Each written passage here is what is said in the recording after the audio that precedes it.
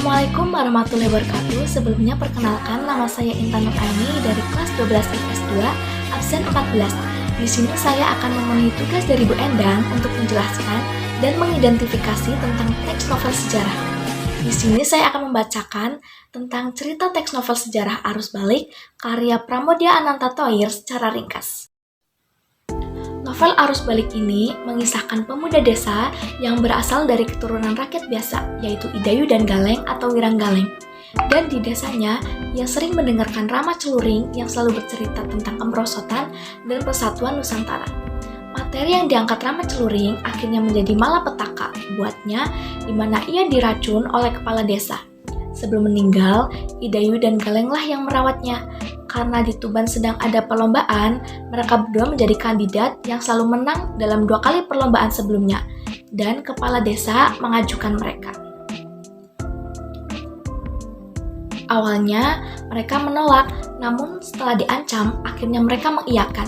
Dan akhirnya mereka menjadi pemenangnya kembali, di mana Idayu sebagai penari terbaik dan Galeng menjadi juara gulat. Sebagai juara 3 kali berturut-turut, Idayu terkena aturan khusus, yaitu harus menjadi selir adipati. Hal itu membuat Idayu dan Galeng sedih, namun sebagai juara mereka diperbolehkan mengajukan permintaan. Dan Idayu meminta ingin menikah dengan Galeng. Adipati murka, namun menahan amarahnya karena tahu mereka sedang disanjung rakyat karena kemenangan itu. Berikut ini adalah teks cerita sejarah saya secara lengkap yang bisa dibaca secara keseluruhannya.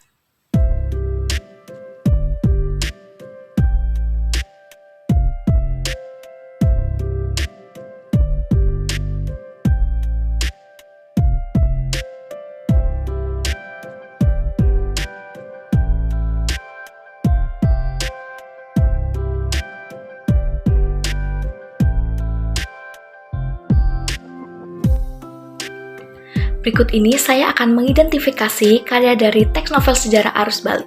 Yang pertama, ada kalimat fakta. Kalimat fakta adalah sebuah kalimat yang berisi kenyataan, peristiwa, dan suasana yang benar-benar terjadi. Pengertian fakta sendiri adalah pernyataan yang tidak terbantahkan lagi kebenarannya. Kalimat ini berisi data dan fakta sebenarnya di lapangan. Berikut contohnya.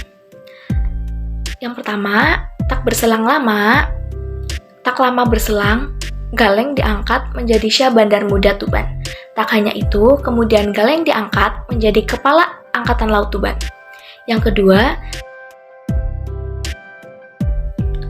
selanjutnya ada kalimat imajinatif atau daya hayal sang penulis.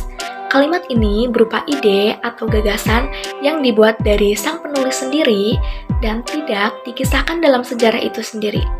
Berikut contohnya. Pertama, mengetahui hal itu, Idayu dan Galeng sangat sedih.